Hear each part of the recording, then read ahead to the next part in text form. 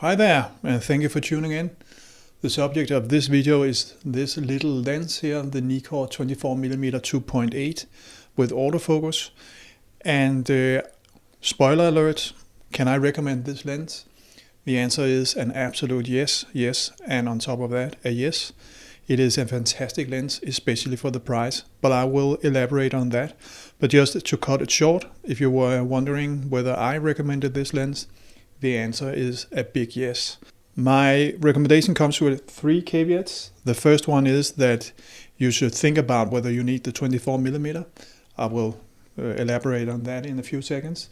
The second thing is I think you should buy this lens used. There is no need to go and buy a new copy. The used ones, I mean, if you are able to find a copy where the glass is good, of course, and you know what to look for when you buy used, then I think that you can save a lot of money buying used. And this lens has been the same for 30 plus years. So there's no need to go out and buy a new lens. I will say though, if you buy a used copy, as I recommend, you should go for the one with the distance information. This one does not have the distance information. So it's called 2.8D. And the other thing I would recommend is that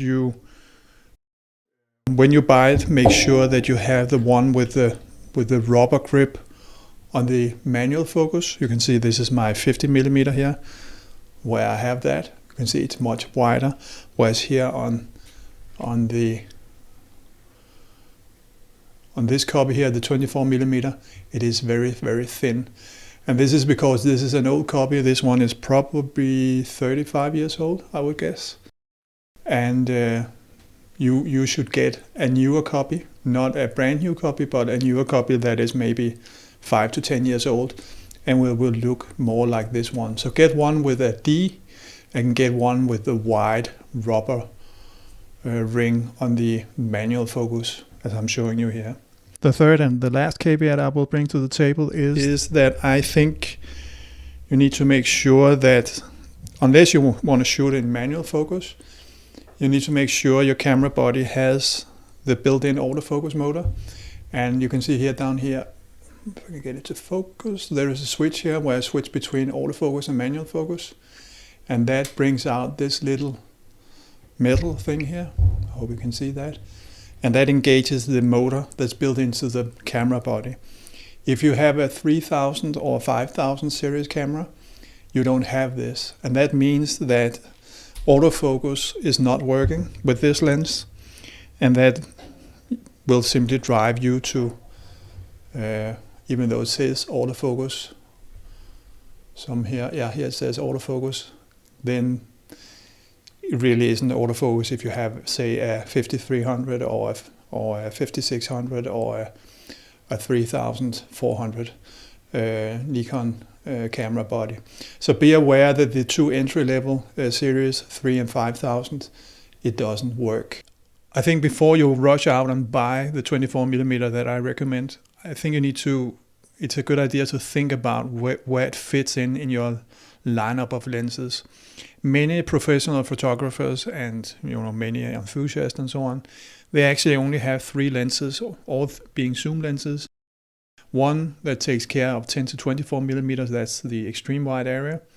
Then the more standard zoom between 24 and 70, and then the long zoom, the 70 to 200. Those 3 lenses actually covers all the focal range you will need for most photography. Of course, if you want to shoot a bird sitting 200 yards away and see if it has a twinkle in its eye, then you probably need a 200 to 500mm lens. But otherwise, I think you can really cover a lot of photography with these 3 lenses. Now, the 24mm sits right here in the middle between the extremely wide and the standard zoom. And that's why many either hate or love this focal length, because you have very, very wide angle of view, which from a composition point of view makes it a challenge sometimes. You can get too much into the frame. But on the other hand, it also serves very well as a landscape lens, unless you want to take some extremely wide pictures. And that's why I think there is a decision here to be made whether you want to go for a zoom lens lineup, or you want to have primes. And this is down to personal preferences, and I think also there's a long discussion whether primes are more sharp than zooms and all of this. Zooms are typically more expensive, and there's many arguments for the two positions.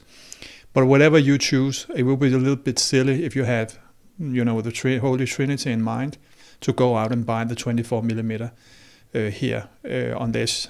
I mean, you make a very deliberate decision. I was a little bit unstructured when I started to collect lenses, so I have a little bit of both. So, but if you want to save money and be a little bit structured, have a structured approach to this, I think you need to decide whether you want to go for primes or for zooms, or if you very deliberately make a decision to combine the two. But just be aware that you could end up, if you have these zooms, you could easily end up never using this 24mm. There are also people who say the exact opposite, that the 24mm is so small and compact that when they have to go on a hike, they never carry their two extreme and standard zooms. They just carry their little 24mm lens because it sort of is a one-size-fits-all kind of lens. I don't really want to be the judge here. I just want to point to this as an area you need to consider before you buy this lens. Okay, with those three caveats out of the way, let me talk a little bit about what this lens actually is, and then I will show you some sample pictures towards the end of this video. But it's a relatively small and compact lens, this one. It's 275 grams. It set me back 220 euro used. And I think if you live in the US, you are so lucky you can probably find them even cheaper than that. But for some reason, everything seems to be more expensive here in Europe. But if you think about what you're getting for that price, I think it's an amazing value for money that you get. A lens with an angle of view of 84 degrees is fantastic, that you can get that for around 200 euros. The minimal focus distance is another stronghold, I think. It's 30 centimeters or 1 foot. And that is absolutely wonderful to be able to go super close to your subject. I have an example of that also a little bit later. But I have, with my Fujifilm camera, I have a 16mm lens that does exactly the same. And it's absolutely wonderful that you can go that close to your subject. You can really create some great pictures that way around. In terms of ergonomics, I will say that it is not as light as I had expected, but it is light, and it has to do with the fact that it's a 2.8 lens. And as you can see here, I'm comparing it, and I'm also doing that in the pictures I'm showing you a little bit later. I'm comparing this to the standard 50mm, the Nifty 50, which in this case is a 1.4. So you can see there is much more glass in the 1.4 than there is in the 2.8. But it is surprisingly heavy still. So my guess would be that the lens construction in there is quite complicated or involves a lot of glass. But 2.8, I will say I have been shooting indoors with the 2.8. It is a little bit on the low side, especially because I'm shooting with my Nikon D750, which does not have image stabilization, as you probably know. But other than that, if you're shooting outside, shooting landscapes, I think 2.8 is all you need. But there is this little reservation that 2.8 is not the fastest lens you can get in this range. When we talk about the copy, I mentioned this is not a copy with the distance information. I think you should get one with the distance information. I also think you should get maybe a copy that is 5 to 10 years old. These will last, I think this one will last my lifetime. This one is probably from between 1985 and 1990. So it has been around for quite some time, and everything works. The zoom and the aperture ring and everything seems to be close to brand new, I must say. I'm a little bit impressed that a lens that old can be so fresh and feel so fresh. But get a newer copy. I don't think it will be very much of an additional price. In terms of sharpness, I haven't really tested it, but as far as I can tell, this is razor sharp. It may be, as per usual, when you're going to close to shooting as wide as it can get, that it gets a little bit soft in the corners. That would be my expectation. But to be honest, I have never noticed that. Even if other reviewers have complained that the lenses were soft in the corners, that has never been an issue for me. Autofocus is very much as we know it, with the built-in motor. It is noisy, but it is fast and it is precise. So I don't really have much to say. It works very much like the other good solid Nikon F mount lenses. It just works. Distortion, there probably is a little bit distortion, but you can fix that in post, so I don't really want to put emphasis on that. And then we're down to bokeh, image quality, and color rendition. And I think bokeh, I have a little example, it looks very fine. Image quality and color rendition. Color rendition is, as you know, Nikon, it is, in my mind, spot on. But I also know color rendition is very much to your personal preferences, and color science and all that is very, very individual, what you like and what you don't like.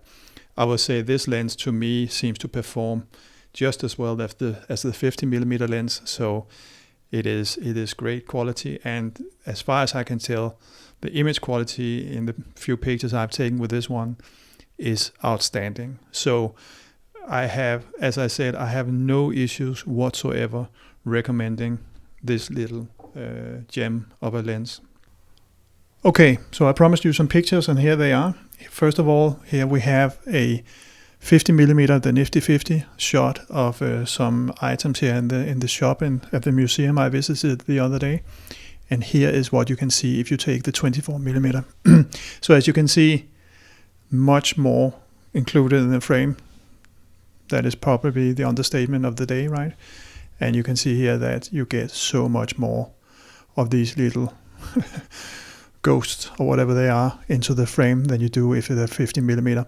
I was taking this standing 1 meter away from the subject, so I didn't really move between these two pictures. So quite a significant difference.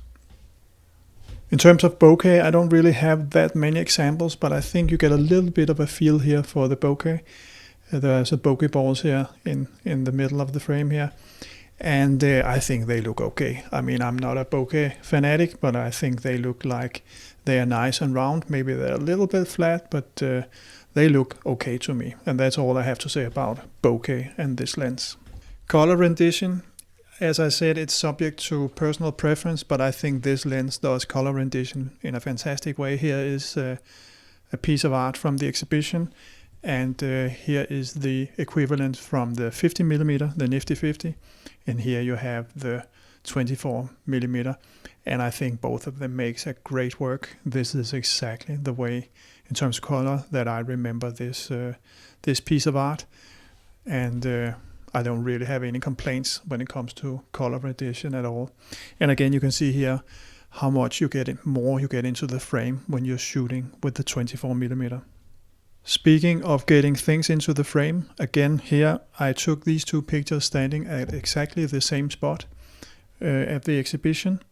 And if I go to full frame again, you can see this is the 50mm, and notice here that there is nothing on the sides here. And if I then go to the full frame version, you can see how much more I get into the frame. So I absolutely love that you can get so much of the room into the frame in one picture with the 24mm. In terms of minimal focal distance, I like pictures like these, where you have a subject that is very, very close here in the front here, which is Per Kirkeby's piece of art here in the front, and also here and here. And then you have some participants or visitors to the exhibition here to the right. And as you can see, the sharpness here and the closeness to the item here to the left is very, very impressive. And I love the fact that you can go so close to your subject and make a picture like this. I think, I can only recommend that, but of course it's really down to personal preference. Speaking again of going close to your subject, here you can see or get a feel for what it is I'm shooting. Here is another piece of art where it takes very little space in the frame, but you can actually go extremely close and still get the subject in focus. And I absolutely love shots like this. And this is where I think minimal focal distance comes into play, and I think it's maybe one of the most overlooked features of lenses is how close can you get to your subject. But this lens delivers, it goes down to 30 centimeters, around 1 foot. And I said it a few times, I'll happy to repeat it again. I absolutely love this. Another example of how much you can get into the frame. Here you can see this is an exhibition on a very, very large table, and you notice how much of the ceiling that is there. This is shot with the 50mm. If I then go to the 24mm, you can see how much more of the ceiling that's part of the picture. I guess the picture speaks for itself. Another example here is that if you tilt the lens a little bit, you can actually get most of the floor in a room included in the frame. And I guess that if you're a real estate agent, then this must be, this focal length must be absolutely wonderful to work with. Okay, thank you for watching this far. I'm sorry the video was so long, but I hope you saw that I have some points to make during this video. I have given you here on the screen a summary of the points, the main points, the pros and cons of this lens. And the bottom line is still that if this lens fits into your lineup of lenses and you are a Nikon shooter, I have no problem recommending this lens. I think it's a little gem and the value for money is simply outstanding. Thank you for watching. Take care. Bye bye.